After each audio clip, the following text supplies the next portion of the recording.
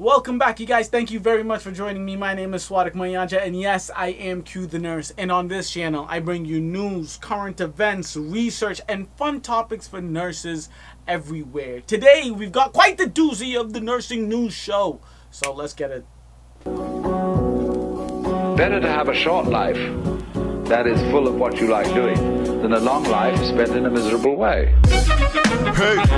So to start off this week's nursing news, I have to start with this horrendous story that's been, it's been everywhere. The group of nurses, these horrific nurses, in fact, horrific people in general, that were laughing in the worst situation ever. And if you don't know what I'm talking about, let me give you some context, all right? So a World War II veteran, James Dempsey, 89 years old, was residing at Northeast Atlanta Health and Rehabilitation Center in February 2014 when he repeatedly triggered his call bell while gasping for help. Roughly 8 minutes later, 8 minutes, god damn it, that's a long time.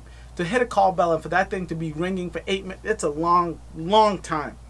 Anyways, roughly 8 minutes later, a nurse comes in, raises his bed, turns off his call light, and then leaves the room. So this happens, 8 minutes.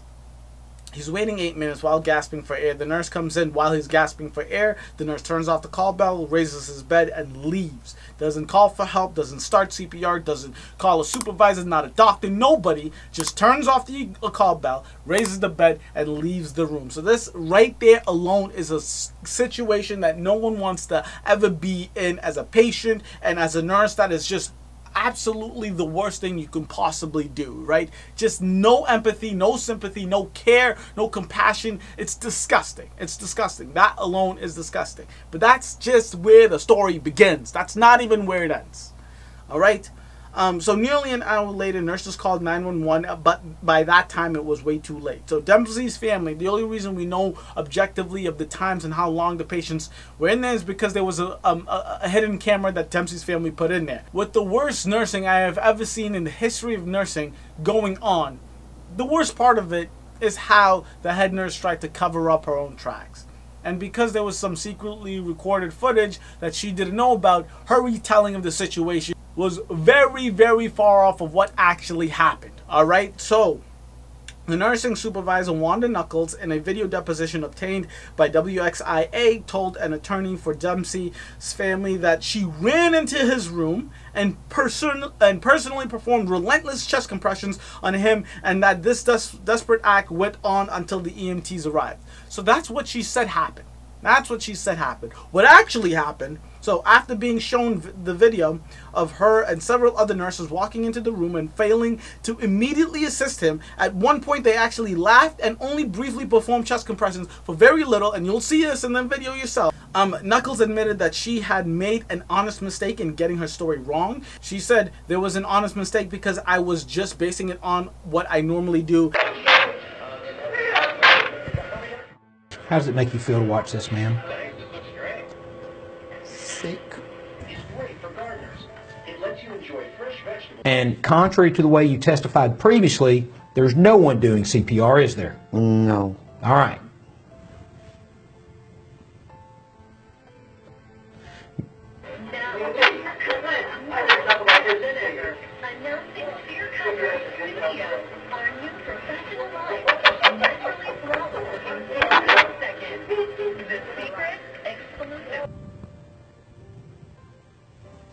Man, was there something funny that was happening at 6:30:41 on February 27th, 2014 in the middle of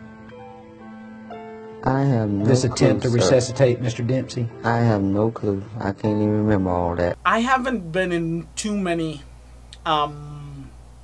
code situations, and this is in a rehabilitation center, so I don't want to say it's exactly like mine, but I also work in a rehab hospital, right? And in each code situation that I've ever been in, I don't want to say that I remember every detail of what happened. No, of course not. There's adrenaline, there's a million things happening all at once. I don't know, like, there's a lot going on, right? But I would remember if I was doing chest compressions relentlessly until the EMT showed up, or I was over there just standing in the room giggling with my coworkers. It's bullshit. She obviously remembered. I mean, this is not something you don't remember, right? And you have to write a report of what happened the day of. It's a shitty situation. She tried to cover it up, obviously. I mean, this just sucks, man. I don't get it. I just don't get it. Why not do chest compressions? Why not? So just to finish up, I just don't understand it. I don't understand why, if you see a person dying literally before your eyes and you know what you're supposed to do, and it's not only what it's not only like you're on the street, you see someone, you don't know if you should help them or not. It's your goddamn job to keep the person alive. You don't lose anything if you call the EMTs, the ambulance, in a timely fashion and not an hour later. And then to close out the story, the nursing home was reportedly made aware of the video in November 2015, but the nurses weren't fired until 10 months. Two of the nurses seen in the video, including Knuckles, didn't surrender their licenses until September. So it's a scary situation. Life or death situations, as a nurse, you want to fight for life. You want to fight for life. That's why 99.99% of nurses get into the field, is because they want to help people. They want to make people feel better. And if you're in a room and you literally can stop someone from dying, and I mean literally can stop someone from dying, the fact that you choose not to, the fact that you take it real lightheartedly and you start giggling and making jokes, and you're not efficient, you don't take it as an urgent matter, you're not only in the wrong field, you're a bad person. You shouldn't be around human beings. It's horrific. It's sad. It's disgusting. Let me move on. Alright, so to another sad nursing story, and this is out of the country. With all of these sexual assault and sexual misconduct allegations going on in the world, you would think people would try to smarten up. You would think that people would stop being such jerks and assholes. But no, people are just apparent about it now. They just want to put it out there for the goddamn world to see. So if you don't know what I'm talking about, let me give you some context here. Alright, so a private hospital in South Korea has set off a scorching round of criticism after its nurses complained they were forced to perform a sexually suggestive dance in front of their employers. Yes, forced. These nurses who went to nursing school to learn about science and bringing human beings back from being in the worst, most vulnerable situations in their life, bringing them back to health, to put them in a situation like this, to force them to dance and shake and move in the most scantily clad clothing, in the most stereotypical picture of a nurse. It's so gross and obviously wrong, and it's like, I don't get it. I don't get how can anyone on the planet, and this is the entire hospital, these are the management of the hospital that thought, oh, this might be a good idea. Let's have our nurses that care for our patients, that bring this community's health up, let's get them in some scantily clothes and have them dance for us. That's a good idea. Jesus, jeez and Lord. So the Korean Nurses Association has called on authorities to investigate claims that Sacred Heart Hospital of Hallym University forced its nurses to wear cleavage-revealing tube tops and short pants as part of a dance performance that was viewed by an audience of around 1,000 co-workers and hospital executives at an annual sports event in October. So the Korea Times reports a nurse claimed some women who were part of the routine cried with shame during such events. When the Korean Nurses Association was asked, they said this is a grave challenge to the vocation and self-esteem of nurses. There are numerous nurses who endure an intense workload, low paycheck, and frequent overtime with their sense of duty and vocation. Considering this, the scandal was defamatory and offensive to these nurses. And I know that not stereotype, but like for Halloween, people dress in sexy nursing outfits, right? And this is just another example of, it doesn't matter what a woman does. And I'm a male nurse, but it's like in Massachusetts, in America, I'm pretty sure it's like 85 and 95% women that do nursing. It doesn't matter the job a nurse does, It doesn't matter the job a female does. they're going to turn every situation that would be looked upon as a profession of respect and responsibility and, you know, dignity, which the nursing profession is. They will turn that into ooh, that's sexy. Let's have them dance for me. Let's have them wear some really skimpy clothing so they can show off their body. It is gross. It is gross. It's the most disrespectful thing in the goddamn world, right? As like can you just show just a little bit of decency? And this is like the thing that bothers me the most about this. If it was two guys that made that asked, you know, if it was one doctor that asked a nurse to dance with them, that's like, that doctor's a fucking douche, right? If it's like a couple of dudes and it's those guys are fucking assholes. But it's the goddamn hospital. It's the entire hospital. This is why these females, this is why women everywhere are screaming at the top of their lungs now, are coming out with all of this stuff.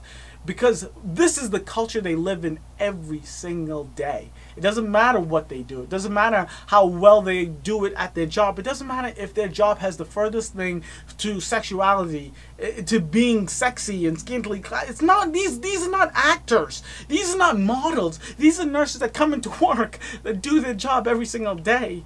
And the one thing they want when it comes to this huge event, 1,000 people.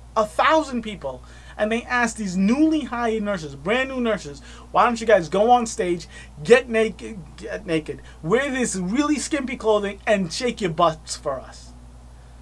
I mean, and we wonder, it's the goddamn culture. We wonder why women everywhere are screaming, women everywhere are super pissed. And like, you enough is enough. Like, we gotta cut this bullshit.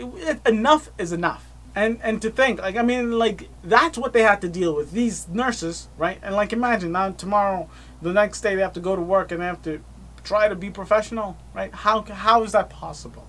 How can you heard, I told you, some of the nurses were crying with shame. It's disgusting. So just to let you know, on top of this horrendous shit that they have to deal with, in addition to the forced dance performance, the nurses also claimed they were coerced to work extra hours without pay, and those forced to dance are usually the new hired nurses who are unable to refuse such orders. We are forced to dance in front of a high-ranking officials of the firm who sit side by side at a long table, one nurse wrote on social media, according to Korea Times. New nurses, right? They'll do anything they can do because they're working in a hospital. They got their dream job. They worked their entire lives for this. They paid so much money to go to college for this. They finally get the job, right? They're being forced to work overtime. They're tired as hell. The workload is shit. The pay is low. And on top of that, they're like, you know what? Why don't you get into this outfit and dance for us? Because that's what we need. It's disgusting. It's gross. It just is. It's the worst. So let's just go to a little bit of some light-hearted news here. And I like this. I want to switch it around. We talked about two really shitty situations, but let's talk about a little lighter topic. And this is Thanksgiving. Everything, it's here. Thanksgiving is here. We are all going to eat like pigs. We're going to stuff our faces, eat as much as we goddamn want. Possibly can, not want, but as much as our bellies will allow us to eat. It's our favorite meal of the year. My favorite holiday of the year. But, summer is far away, I understand that. But the question still stands, how many calories are you actually eating, and how can you lose all the fat, all the food that you eat, all the calories that you consume at the Thanksgiving table? How can you lose all of that fat? I've got the answers. And there's I love this infographic. I'm going to show it to you guys. And it legitimately breaks down what you eat and what you have to do to lose the calories that you consumed. Okay, so for example, an apple pie, one slice of an apple pie is 411 calories, and you would have to do a 5K turkey trot. A 5K turkey trot is 30, so that's, and they put in parentheses 35 minutes or 10 minutes per mile. So it's not just strolling or, you know, walking and talking to your friends. No, it's a trot. It's a turkey trot, so 10 minutes per mile. Let me give you another example. I think this one's absolutely crazy. Sweet potato casserole, 200 calories, spinning for 18 minutes. And if you don't know, I don't know how intense spinning is, but I do a lot of spin classes. Love it. Go Rev. But it is super difficult if you go to one of these classes. I mean, it is hardcore. In 18 minutes, that ain't no joke. Ice skating, if you like ice skating, winter's here. 1 turkey breast, which is 6 ounces, 195 calories. You'd have to ice skate for 50 minutes. Another example here, what I think is absolutely insane, though. Gravy. A quarter cup of gravy, which is 45 calories, is 50 burpees. 50 burpees. Whoo! Y'all are playing games. Yo, I'm going to put that gravy aside. 50 burpees ain't no joke. I'm telling you, that ain't no joke. Pumpkin pie, 1 slice of pumpkin pie, 316 calories, is yoga for 60 minutes. I would do that, but it all depends on the yoga, right? If you're doing hot yoga for 60 minutes, you're going to be sweating your balls off. Maybe, I don't know, maybe they need to be a little more specific, because I feel like that one's up to, you know. Eggnog. Half a cup of eggnog is 190 calories, CrossFit for 13 minutes. That's bullshit. Let me just put it right there. That's bullshit, okay? Because a 13-minute CrossFit workout is absolutely insane. That is hero WOD status. That is not just a regular workout. A 13-minute CrossFit workout? Yeah. So I do get that this is not being very specific, right? And there's a million variations to each one of these things, like a spinning class or a yoga class. There's a million variations of each. But just to give you an idea, that when you go and sit down at that turkey dinner, understand, the amount of food you eat is a goddamn lot. I'm not telling you to pump your brakes. I'm telling you to indulge and enjoy yourself. But remember what you're going to have to do the weekend after.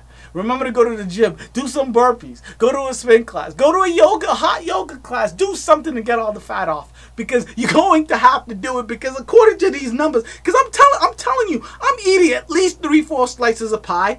I'm having more than a 6-ounce breast of turkey. It's going to be vegan turkey. Calm down, calm down. It's going to be at least bigger than a 6-ounce breast of turkey. Eggnog.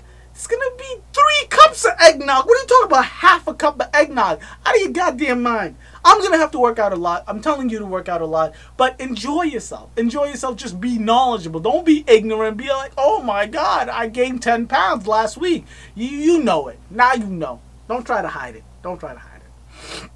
All right. So, Nurse of the Week. My favorite segment of the show, Nurse of the Week. And this one is special, you guys. This one is really special because you know me, I love my politics. Go Bernie, go Bernie, go Bernie, go Bernie, go Bernie. You know I love my politics, right? So this one touches my heart, and I love you. I love you, late. Dottie Nygaard.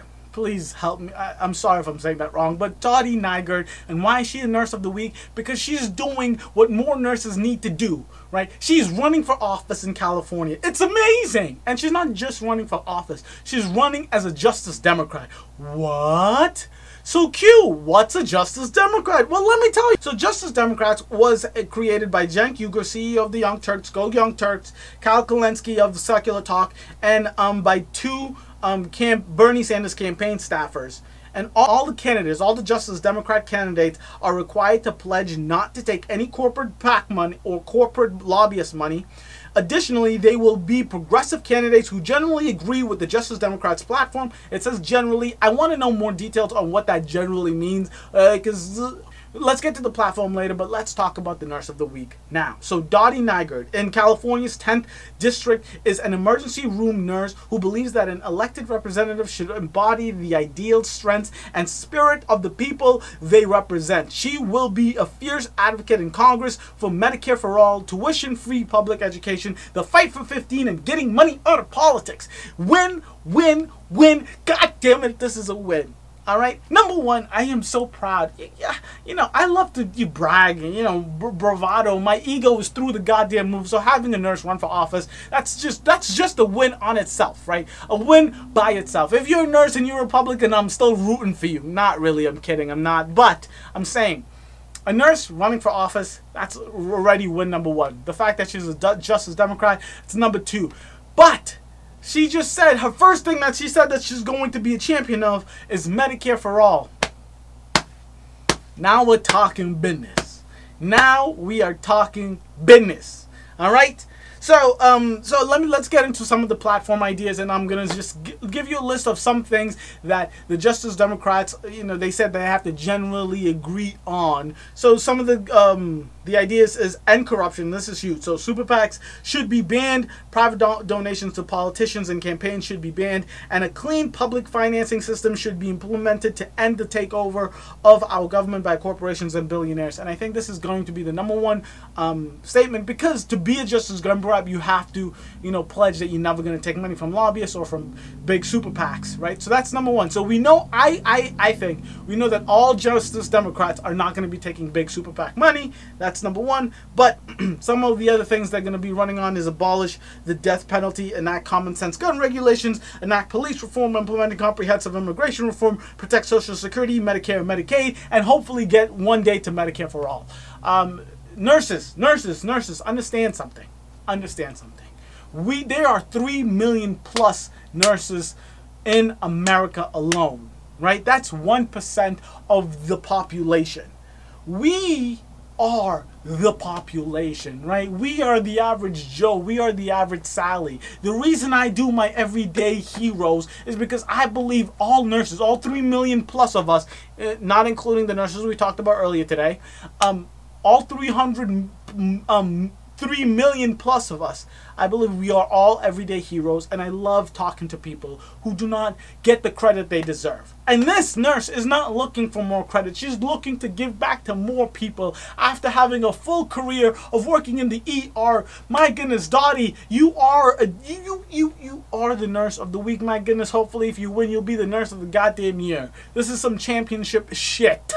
Right? I am super excited. I am so happy. And understand, people, the Justice Democrats is not something that you're not going around knocking on doors asking for people to raise money for you. No, the Justice Democrat is a PAC, not a super PAC. They do give you the money to run your campaign, but people nominate other people. And I'm going to have a link. This is some rudimentary shit that I know about Justice Democrats. The links are going to be below. You get to click it, read all the information you want, but understand, we get to nominate the people we want to run for seats in representative senate. Doesn't matter. We nominate people we want to run. So Dottie, you are a champ. Congratulations. I'm rooting for you 1,000%. I hope and see if you win this. Not even if you won't win this, it doesn't matter. The fact that you stood up, the fact that you fought, the fact that you put yourself out there. Congrats. I mean, it's big, it's huge, it's important that people do this kind of work. And I would love to see more nurses do it. Just know that 1% of the population, 1% of the population are nurses. 1%. Everyone knows a nurse. Everybody knows a nurse. What we do is give back to people every single day when we go into work. Why not run for office and give back to the community, to the country that you live in, that you love, that you've been giving back to your entire career? The last thing I love about the Justice Democrats is because we get to nominate the people we believe in. It's not some random people picking these nominees. No, these are actual people. These are people that do good things every single day that we believe would be a better voice for us, that would run policy and fight for something we actually believe in. Right? And I feel like nurses is the perfect profession. If you are a nurse for 30, 40 years and you're done nursing and you want to make some more change, but you can't do the nursing anymore, you're just tired of nursing, I feel like being running for office is the perfect thing. People, nominate more nurses for Justice Democrats. I think it's the perfect profession. I think we give our entire lives, we have compassion. Empathy is in the description of what we do as a career, and being empathetical, I swear to you, is what I believe is going to be the answer to all our problems. We're going to change the government. We are going to fight back. And I think that Justice Democrats is the perfect way to do it. Go Dottie, you goddamn champion, Dottie.